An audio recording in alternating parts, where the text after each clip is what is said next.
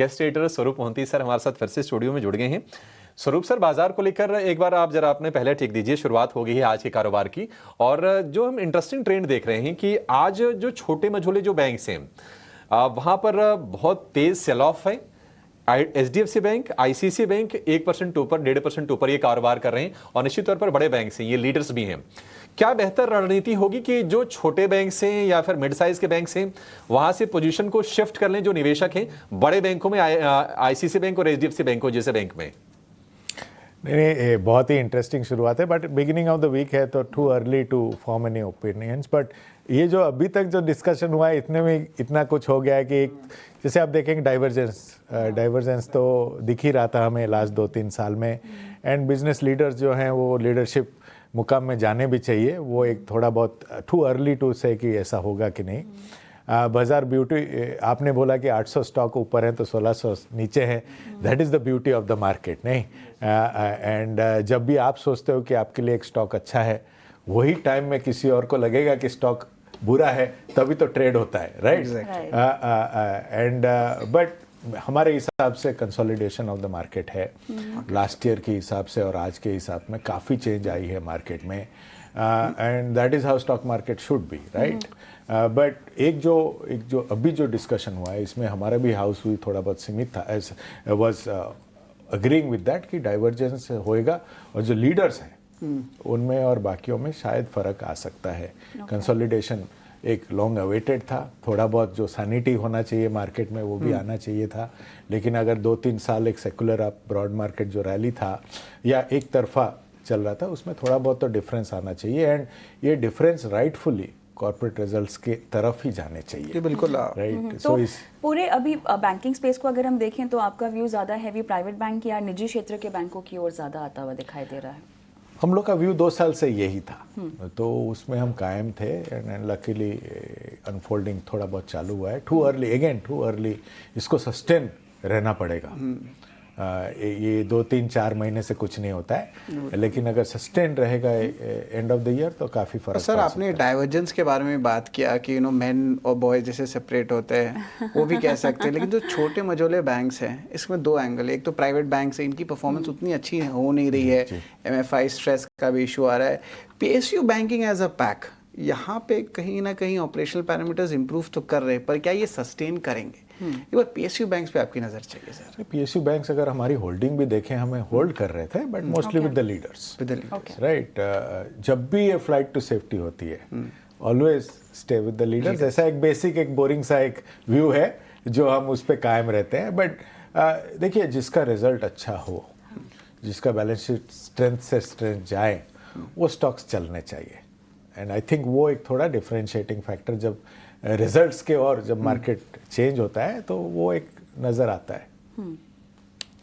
बिल्कुल sir, consumption को लेके भी जो है, भारत का कंजम्पशन एक स्टोरी है, और आपने प्ले आउट किया कि देखिए FMCG तो रहता ही है जो हमें बहुत दिन से एज ए डिफेंसिव देखने मिले, लेकिन कंज्यूमर डिस्क्रिशनरी कविता, खास करके जोमेटो या ऐसे जो स्टॉक्स होते हैं, न्यू एज टेक स्टॉक्स, जहाँ पे जो Tier 1 या Tier 2 सिटीज़ हैं, उनके कंजम्पशन पैटर्न्स चेंज हो रहे हैं, कॉस्ट ऑफ लिविंग या लिविंग स्टैंडर्ड दोनों ही बढ़ रहा है। किस तरह आप देख रहे हो जो भारत का जो कहते हैं इंडिया 1 या इंडिया 2 किस तरह ग्रो कर रहा है, और वो सारे स्टॉक्स या वो वाली जो थीम है उस पर आपकी क्या नजर रहेगी? इस पर तो मेरे ख्याल से लंबी चर्चा आगे भी होने वाली है, जो 18 स्वदेश के दर्शक देखेंगे खास। लेकिन हाँ, फिर भी जो सवाल पूछा है उसका जवाब दीजिए। न्यू एज एक बहुत अच्छा स्टोरी है, क्योंकि न्यू एज को एनालाइज करने के लिए नए एनालिस्ट चाहिए थे, और ऐसा नहीं कि एनालिस्ट बने ये पीरियड में, क्योंकि उनके भी बिजनेसेस चेंज हुए, राइट? अगर आप उनके भी बिजनेस स्ट्रक्चर आप देखें, जो भी नाम्स आप लेके चले, जैसे वो शुरू किए थे business, in a short period of 4-5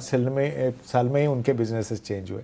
तो न्यू एज स्टडी करने में ही 3-4 साल लग गए। थैंकफुली हमारे कुछ अर्ली कॉल्स थे, कुछ कॉल्स ठीक गए, कुछ कॉल्स अभी भी बन रहे हैं, work in progress. But future new age है, इसमें कोई हमारे लिए कोई दो राय नहीं है। बट मोर इम्पॉर्टेंट जो एक डिस्कशन हो रही थी, उनमें भी एक डाइवर्जेंस आएगा, राइट? ऐसा न्यू एज नहीं कि ये कोई, देखिए कोई भी, जब मैं मानता हूँ ऐसा नहीं कि लार्ज कैप, मिड कैप या स्मॉल कैप होता है, एक गुड कैप होता है, एक बैड कैप होता है। सारे सेक्टर, सारे थीम्स, सारे जितने भी, ये दोनों को फर्क करना पड़ेगा। अगर आप खुद फर्क कर सकते हैं तो बेशक चयन कीजिए डायरेक्ट स्टॉक का। अगर नहीं कर पाते हैं तो एक फंड मैनेजर के पास आइए। फंड मैनेजर से ये उम्मीद रहती है कि ये फ़र्क वो रखें और टाइमली रखें, राइट। वो शायद ये जो डाइवर्जेंस है वो हमेशा हर जगह दिखेंगे। किसके साथ बैठना चाहिए ये वक्त ही बताएगा। हमारा एक न्यू एज पे अर्ली कॉल था, कुछ इस पे क्रिटिसाइज भी हुए थे, लेकिन कुछ जब बिजनेस अभी टर्न हुए Profitable हो हैं, वही स्टॉक आज आके हमारे पोर्टफोलियो के साथ दे रहे हैं। तो इंटरेस्टिंग टाइम्स है, हर जगह अपॉर्चुनिटीज हैं, प्लस डाइवर्जेंस है। तो वॉचफुल रहना, I think one of the advice थोड़ा एक वॉचफुल रहना था। बहुत सही एडवाइस है। तो वैसे तो लंबा इम्पैक्ट हम देख रहे हैं और उसके फ़ायदे हम चर्चा में भी ला रहे हैं सेक्टर वाइज और थीम वाइज स्पेसिफिकली। पर क्योंकि जिस तरह की अनिश्चितता या गर्दिश के बादल घूम रहे हैं कुछ सेक्टर्स पर, अगर हम फार्मा एक बार बोल रहे हैं, अगर हम आईटी बोल रहे हैं, इनसे क्या बिल्कुल किनारा कर देना चाहिए इस वक्त? क्या सलाह होगी? कविता, अगर मैं आज का डेट छोड़ूं, मेरा personal perpetual favourite is health care. अच्छा, परपेचुअल। सर ये डोमेस्टिक की domestic India is a health care story, और ये तो शुरुआत हुई है। यू नो, आप मैं कभी भी कोई एक थीम को इतना एग्रेसिवली नहीं एज अ सेल्स गाय नहीं बोला हूँ जितना हेल्थ केयर बोलता हूँ। एंड आप कोई भी हेल्थ केयर फंड उठा के देख लें, लास्ट 6-7 साल एक तरफा ही है। वो हेल्थ केयर जब थोड़ा बुरा टाइम जाता है तो तभी और एक्यूमुलेट करना चाहिए, ज़्यादा टैरिफ्स हो ना हो, right. Indian health care is still very cheap at a consumption level.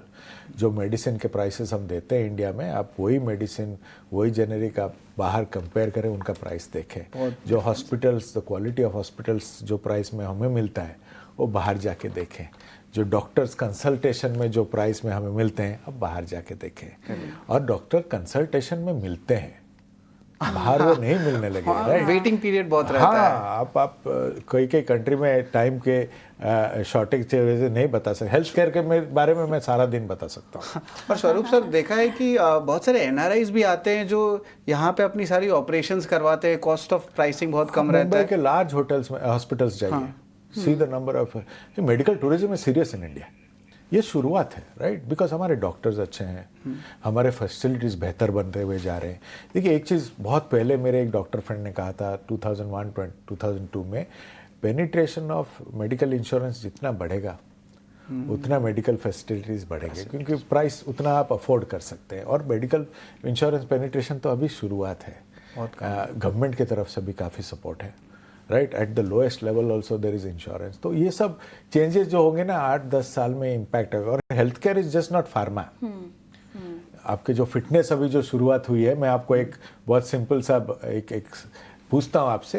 आप अगर नीचे साइकिलिंग करने जाएंगे ना, जो हम बचपन में काला वाला साइकिल में चला रहे थे, वो साइकिलिंग करेंगे तो आपका हेल्थ नहीं बनेगा। आपका एक नया साइकिल बनेगा, एक गियर बनेगा, उसके साथ कुछ कान में भी लगता है म्यूजिक के, पूरा एक इकोसिस्टम बन रहा है। देखिए, जब कंजम्पशन की आज बात हो रही है, जब 15-16 साल पहले हम कंजम्पशन की बात करते थे तो एफएमसीजी हुआ करता था। आज के डेट में फुल फ्लेजेड डाइवर्सिफाइड पोर्टफोलियो है। वैसे ही हेल्थ केयर जो फार्मा से शायद शुरू हुआ था, आगे जाके अभी hospitals, sometimes pharmacies will get listed. ये जो इकोसिस्टम बन रहा है वो एक कंस्ट्रक्टिव इकोसिस्टम है फॉर द नेक्स्ट 15-20 ईयर्स। बिल्कुल, आपने स्वरूप सर बहुत ही ये दिलचस्प चीज़ आपने बताई कि health care as a whole आप देखिए, और हेल्थ केयर की वैल्यू चेन में जो भी चीज़ें आती हैं वो आपके लिए आगे ग्रोथ ड्राइवर हो सकती हैं। अच्छा, हेल्थ केयर की चर्चा हो रही थी तो एक सवाल है मेरे मन में जो प्रश्न उठ रहा था वो ये कि ये ट्रम्प बार बार धमकी दे देते हैं टैरिफ लगाने की कि फार्मा को हम टैरिफ करेंगे, क्या वो अफोर्ड कर पाने की स्थिति में है? एक ये पहला सवाल। और दूसरी चीज़ ये कि मान लीजिए अगर किसी को अभी बाजार में शुरुआत करनी है और 1 लाख रुपए का कॉर्पस उसके पास है और उसको डिप्लॉय करना मार्केट में, तो जरा सेक्टर एलोकेशन आप करवा सकते हैं उसका? सेक्टर एलोकेशन तो पूरा तो एक तो डाइवर्सिफाइड रखें तो बेटर है, जितना डाइवर्सिफाई करें उतना बेटर है। बट अगर सेक्टर नहीं छोड़ के अगर थीम में करूं तो वही घूम फिर के वही 3-4 जो कंस्ट्रक्टिव थीम्स हैं उसको इंक्लूड डेफिनेटली करूंगा। Banking will be good, and उसमें हम शायद प्राइवेट बैंक्स आज के डेट में लास्ट 2 साल से ज़्यादा फेवर कर रहे थे। हेल्थ केयर एक सेगमेंट रहेगा, आपका कंजम्पशन कोर रहेगा मेरे हिसाब से। और क्योंकि आईटी थोड़ा अच्छा प्राइस में मिल रहा है, मैं आईटी में डेफिनेटली एक एसआईपी चलाऊंगा। अगर आप पूछें तो ये प्राइसेस शायद सबको पता है कि वर्ल्ड इज टेक, बट ये आज के माहौल में कुछ अच्छे प्राइसेस मिल रहे हैं। और आप क्वेश्चन टू टैरिफ्स, अगर टैरिफ्स आए और हेल्थ केयर थोड़ा टूटे तो थोड़ा और एक्यूमुलेट कर लीजिएगा। 8-10 साल की टेन्योर अगर आप रखें, और हमेशा जब कोई थीम या सेक्टर आप चूज करें तो थोड़ा लंबा रखें अपना व्यू।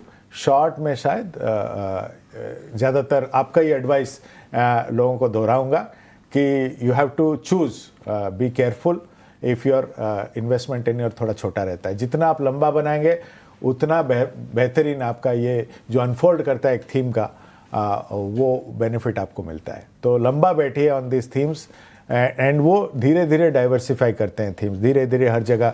2001 में जब बैंकिंग चालू हुआ था तो हम तब टेक्नोलॉजी की शुरुआत हुई थी, तो कोई एक पोर्टफोलियो में जब बैंक लिया जाता था तो पूछा जाता था कि अरे बैंक क्यों ले रहे हैं। तब हम लोग बोलते थे आगे जाके बैंक एक टेक प्लेटफॉर्म ही बन जाएगा। आज के डेट में banking is a take platform, right?